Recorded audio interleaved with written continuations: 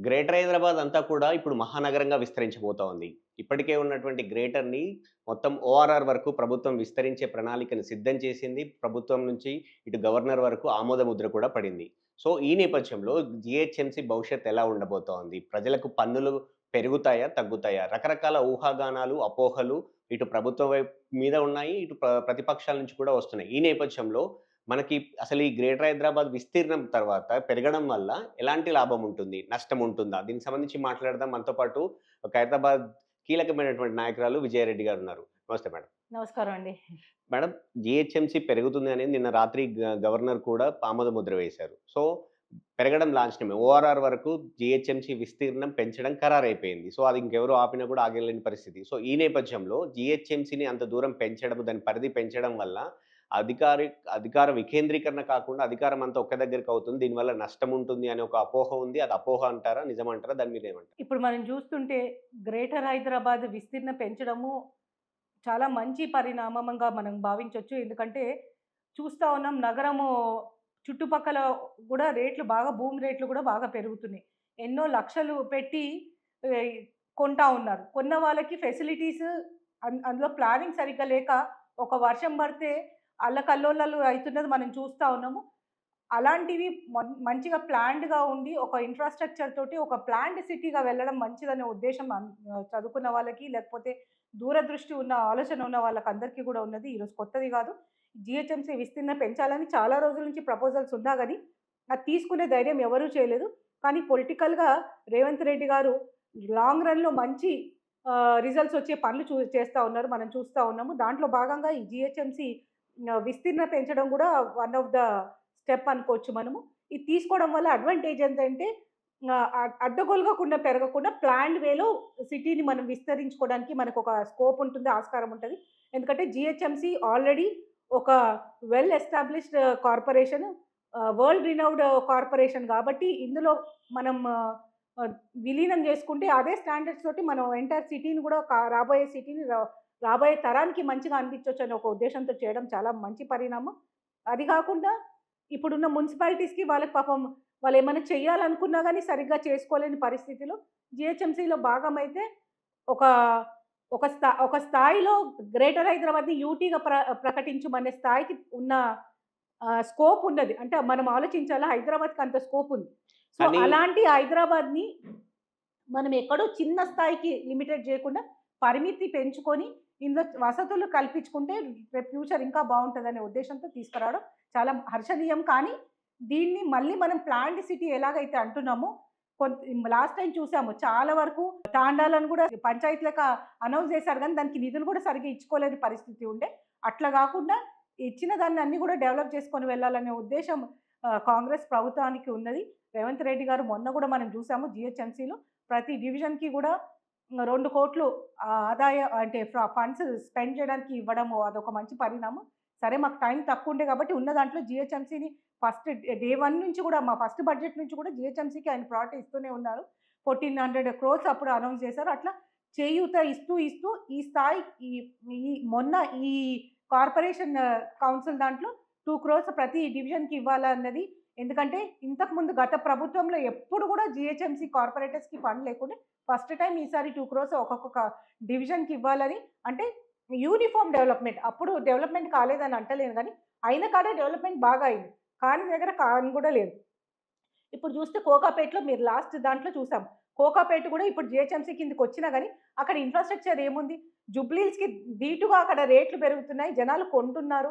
కానీ కొన్న వాటికి మనం వాల్యూ ఇవ్వలేకపోతున్నాం. అట్లా గాకుండా ఈ ఈ ఈ ప్రభుత్వం దూరదృష్టితోటి పనిచేస్తుంది గాబట్టి 100% అందరికీ గూడా న్యాయం జేస్తదని, విస్తీర్ణం పెంచుకోవడమే కాదు, దాంతో పాటు ఇన్‌ఫ్రాస్ట్రక్చర్ ఫెసిలిటీస్ గూడా పెంచుతదని ఒక ప్లాన్డ్ సిటీగా ఒక రిస్ట్రిక్టెడ్ డెవలప్‌మెంట్ ఎప్పటికన్నా మంచిది అని మేమనుకుంటున్నాము.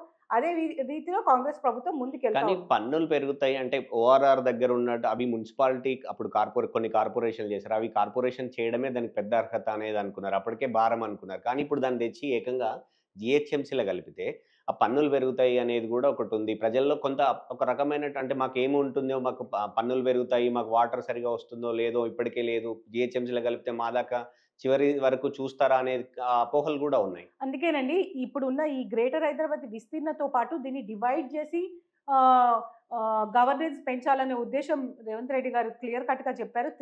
త్రీ కానీ 4 కానీ డివిజన్స్ చేసి పార్ట్ వైజ్ గవర్నెన్స్ బాగా అందేటట్టు చూడాలని ఒక ఉద్దేశము. ట్యాక్స్ మనం ఎట్లా అయితే కడుతున్నామో ట్యాక్స్కి అనుగుణంగా మన ప్రాపర్టీ వాల్యూ కూడా పెరుగుతుంది. రాబోయే తరానికి ఒక అసెట్ అవుతున్నది. 100% ఇది అందరికీ కూడా రేపు వాళ్ళకి రెంటల్సే కానీ ఏమన్నా ఉన్నా కానీ ఇన్కమ్ కూడా సోర్స్ ఆఫ్ ఇన్కమ్ కూడా పెరుగుతూ ఉంటుంది. ఒక మంచి లైఫ్ స్టైల్కి ఇది పునాది లెక్క మనం అనుకోవచ్చు. ఎట్లా జనాలు కొంటా ఉన్నారు, కోట్లు పెట్టి జాగాలు కొంటున్నప్పుడు దాన్ని ఒక మంచి అసెట్గా చేయడము, భావితరానికి అందించడం ఒక ప్రభుత్వం రెస్పాన్సిబుల్ ప్రభుత్వం ఇది కాబట్టి రేవంత్ రెడ్డి గారు ఆ డిసిషన్ తీసుకున్నారు. ఇంతకుముందు కూడా ప్రపోజల్స్ ఉండే కానీ ఎవరు ధైర్యం చేయలేదండి. 100% రేవంత్ రెడ్డి గారు దమ్మున్న నాయకుడు కాబట్టి ఇలాంటి డిసిషన్ తీసుకుంటున్నారు, ముందుకు వెళ్తున్నారు. మాకు నమ్మకం ఉంది సక్సెస్ఫుల్గా జిహెచ్ఎంసీని విస్తీర్ణించతో పాటు మంచి గవర్నెన్స్ కూడా అందిస్తారు. అయితే మీరు చూస్తే ఇప్పుడు ప్రతి కార్నర్లో ఇప్పుడు ఐడిఐ బాలనగర్ కావచ్చు, ఐడిఐ ఉప్పల్ కావచ్చు, నాచారం కావచ్చు, ఇట్లా మీద ఇట్లా ప్రతి చోట ఇండస్ట్రియల్ డెవలప్మెంట్స్ ఇప్పుడేమో వాటిని పరిశ్రమల్ని ఔటర్ బయటకు పంపుతామనే ఒక కీలక నిర్ణయము. అదే సమయంలో జిహెచ్ఎంసీ విస్తీర్ణం పెంచడము అనేది. సో ఈ రెండిటిని కలిపి చూస్తే ఇక్కడ ఏదో ఉంది, ఇది కుట్ర జరుగుతుంది అనేది కూడా ప్రతిపక్షాల నుంచి వస్తున్నటువంటి ఆరోపణ. సరే పాజిటివ్గా చూస్తే పాజిటివ్గా కనిపిస్తుంది, నెగిటివ్గా చూస్తే నెగిటివ్గా కనిపిస్తుంది. ఏ దృష్టితో చూసిన వాళ్ళకి అదే దృష్టితో కనిపిస్తుంది. ఇక్కడ మనం చూడాల్సింది ఏంటంటే ఢిల్లీ లాంటి సిటీలోనే అప్పుడు తీసుకోవాల్సిన కరెక్ట్ ప్రికాషన్స్ తీసుకోలేనందుకు ఇప్పుడు గాలి పీల్చుకొని పరిస్థితుల్లో ఢిల్లీలో ఉన్నాం, కొనుక్కోవాల్సిన పరిస్థితిలో ఉన్నాం. అదే హైదరాబాద్కి కూడా మనం అనుకోకపోయినా కానీ విస్తీర్ణిస్తుంది సిటీ. విస్తరణ అయితే తప్పదు, అందరూ కూడా మనం చూస్తూ ఉన్నాం. మెయిన్ సిటీ జూబ్లీహిల్స్, బంజారాహిల్స్ కన్నా ఎక్కువ రేట్లు చివరి ప్రాంతాల్లో ఉన్నాయి. సో అలాంటప్పుడు ప్రజలు అక్కడికి వెళ్తున్నప్పుడు మన బాధ్యత వాళ్ళకి ఒక మంచి ఇన్ఫ్రాస్ట్రక్చర్ అందించాలి. అది ఇండస్ట్రియల్ ఏరియాలలో లాంటివి షిఫ్ట్ చేసుకుంటే డెఫినెట్గా ఇండస్ట్రీలకు కూడా మంచిదే. ఈవెన్ పబ్లిక్ సర్వీసెస్ కూడా పబ్లిక్ కూడా మంచిది. ఎందుకంటే at the end of the day health ఇంకా standard of living is more important. మనం ఎంత అసెట్స్ ఉన్నా, ఎన్ని సంపదలు ఉన్నా కానీ మనం మంచి ఆరోగ్యకరమైన జీవితం లీడ్ చేయలేనప్పుడు మనం చూస్తూ ఉన్నాము. స్టాండర్డ్ ఆఫ్ లివింగ్ ఇంటర్నేషనల్ లెవెల్లో పెంచుకోవాలన్నప్పుడు ఇవన్నీ కూడా అందులో భాగం. కాబట్టి ఒక మంచి లైఫ్ స్టైల్కి రేపు రాబోయే తరానికి మనం అందించడం మన బాధ్యత. కాబట్టి ఇలాంటి డిసిషన్స్ చూస్తే చాలా మంచిది. కానీ అలాంటి గవర్నెన్సే మా గవర్నమెంట్ కూడా అందిస్తుంది, ఆ నమ్మకం మాకున్నది. ఇతర ప్రభుత్వంలో వాళ్ళు చేసిన అవకతవకలు మా మీద రుద్దలు అనుకోలేకపోతే వాళ్ళు చేసిన తప్పులు ఎక్కడ జరుగుతాయని అనుకుంటున్నారు. కానీ 100% ఇది మంచి కంట్రోల్డ్గా ఫీడ్బ్యాక్ తీసుకుంటూ ప్రభుత్వంలో ఎవరైనా ఫీడ్బ్యాక్ ఇచ్చినా కానీ వన్ వేగా పోతలేదు. ఇచ్చిన ఫీడ్బ్యాక్స్ని ఇన్వాల్వ్ చేస్తూ ఇంక్లూడ్ చేసుకుంటూ ఒక మంచి సిస్టమ్ ఏర్పాటు చేస్తూ జిహెచ్ఎంసీ విస్తీర్ణ చేస్తూ ముందుకు తీసుకొని వెళ్ళడం హర్షణీయమైనది. నేను అనుకుంటాను ఎవరన్నా కానీ భారీ నెక్స్ట్ ఫ్యూచర్ ఆలోచించాలనుకున్నారు, భావి తరాల గురించి ఆలోచించుకోవాలనుకున్నారు, ఒక కంపారిటివ్ వరల్డ్లో సస్టైన్ అవ్వాలనుకున్న వాళ్ళు ఇవన్నీ కూడా ప్రమోట్ చేస్తారు, సపోర్ట్ చేస్తారని నేను అనుకుంటున్నాను. ఇక్కడ ఇంకొకటి కూడా ఉంది. అంటే ఇప్పటి వరకు జిహెచ్ఎంసీ మేయర్ గెలవాలంటే ఎంఐఎం సపోర్ట్ అవసరం పడింది.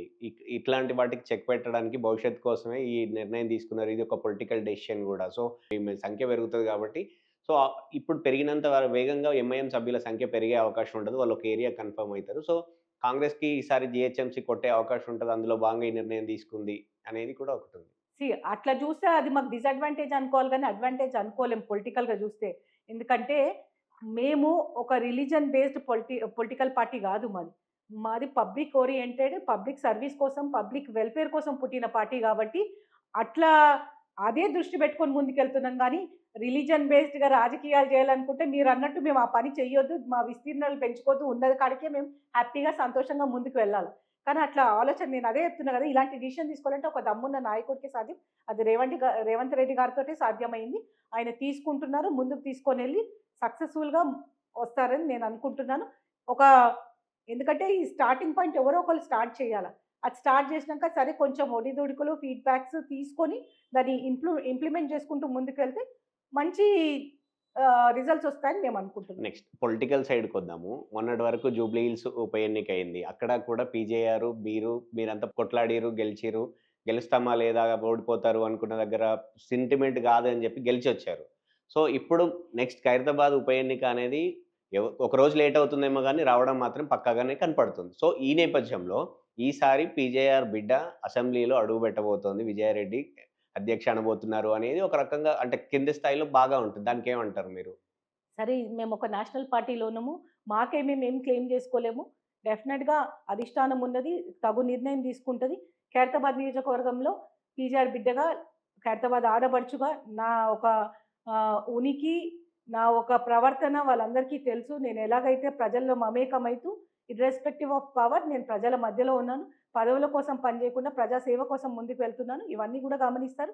2023లో కూడా చాలా క్రిటికల్ ఉన్నప్పుడు కూడా మాకు అవకాశం ఇచ్చారు. మా కేపబిలిటీస్, మా లీడర్షిప్ మీద నమ్మకంతో ఈసారి కూడా డెఫినెట్గా ఆశావాహుల్లో మేము ఒకరం అయినా కానీ అధిష్టానం మీద వదిలేస్తాము. అధిష్టానం మళ్ళీ ఆదుకొని ముందుకు తీసుకొని వెళ్తారు. నమ్మకంతో పాటు వాళ్ళు తీసుకునే డిసిషన్ని మేము శిరీష వహిస్తూ ముందుకెళ్తాం. అంటే మీరు ఈసారి పోటీ చేయడానికి అవకాశం ఉంటుంది అనేది ఒక రకంగా మీ వాళ్ళు అంటున్నారు. కానీ అక్కడేమో ఆయన అనర్హత వేటు పడే అవకాశం ఎలాగూ లేదు ఎంత చూసినా కూడా. సో ఆయన రాజీనామా చేస్తారు, ఉప ఎన్నిక వస్తుంది. ఉప ఎన్నిక వస్తే మళ్ళీ ఇంతకు ముందునంత ఈజీగా ఉండదు. మళ్ళీ మీరు 100% మొన్న ఎట్లయితే జూబ్లీ హిల్స్లో సపోర్ట్ చేసిరో అట్లా సపోర్ట్ చేస్తేనే ఖైరతాబాద్ అనేది గెలవడానికి ఈజీ అవుతుంది. కానీ మీకు చాలాసార్లుగా మీరు పార్టీకి లాయల్గా ఉన్నారు, పార్టీ టికెట్ అడిగారు, టికెట్ ఇచ్చినా ఇవ్వకపోయినా ఉన్నారు. ఈసారి విజయారెడ్డికి ఒకవేళ కాంగ్రెస్ పార్టీలో టికెట్ ఇవ్వకపోతే బీఆర్ఎస్ ఆఫర్ చేస్తుంది, బీఆర్ఎస్ నుంచి పోటీ చేస్తారన్న ఊహాగానాలు కూడా బయట ఉన్నాయి. ఒకటండి, నేను అదే పదే పదే చెప్తున్నాను. సరే, మాకు ఒక ప్లాట్ఫామ్ లేనప్పుడు మేము పార్టీ మారింది వేరు. ఇప్పుడు మా కాంగ్రెస్ లాంటి స్ట్రాంగ్ ఫౌండేషన్, స్ట్రాంగ్ ప్లాట్ఫామ్ ఉన్నది.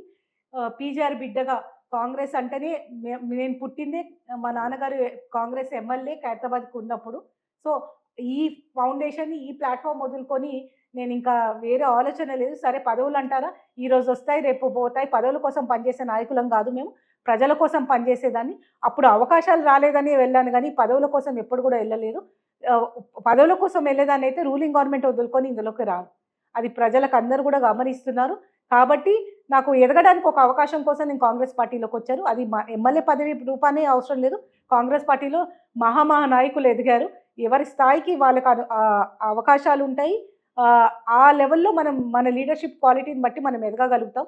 ఆ నమ్మకం నాకుంది. కాంగ్రెస్ పార్టీ తప్ప వేరే ఆలోచన లేదు. ఏ పదవుల కోసం కూడా పార్టీని త్యాగం చేసే ఇది లేదు. మాకు ఒక నమ్మకం ఉంది. సెంట్రల్లో రాహుల్ గాంధీ గారు ప్రైమ్ మినిస్టర్ అవ్వబోతున్నారు. ఎందుకంటే దీర్ఘకాలికంగా ఆయన కొట్లాడుతున్న విధానం కానీ, ప్రజల్లో వెళ్తున్న స్టైల్ కానీ ప్రజలకు అర్థమవుతుంది.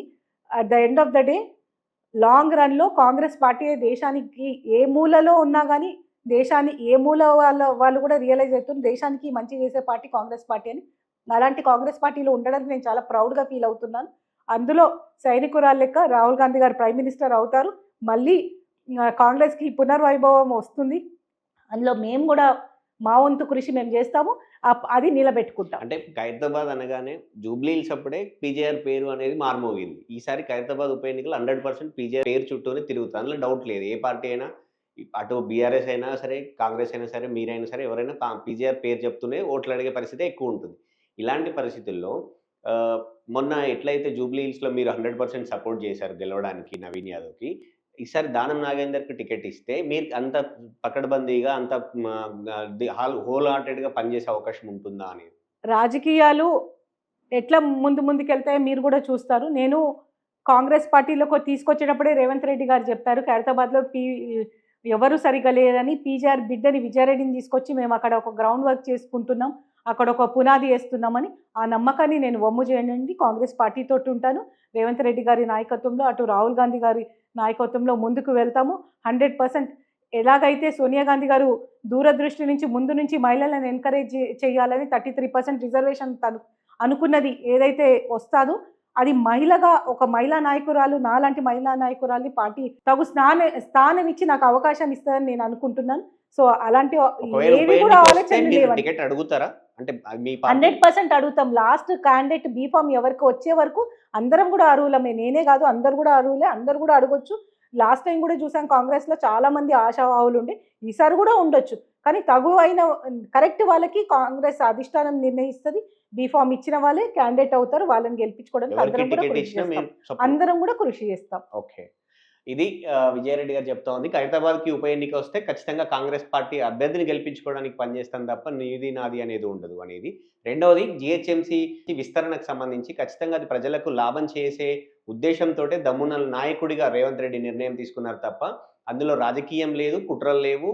అంతకు మించినటువంటి ఎలాంటి అపోహలైతే వద్దు. ఖచ్చితంగా గ్రేటర్ హైదరాబాద్ మహానగరంగా ఎంత విస్తరించినా కూడా ప్రజలకి, సామాన్యులకి అందుబాటులో ఉండేలాగా, సామాన్యులకి మంచి జరిగేలాగా మాత్రమే కాంగ్రెస్ పార్టీ నిర్ణయం తీసుకుంటుందని చెప్తారు. మరో ఇంటర్వ్యూలో మళ్ళీ కలుద్దాం. Keep watching Telugu 360.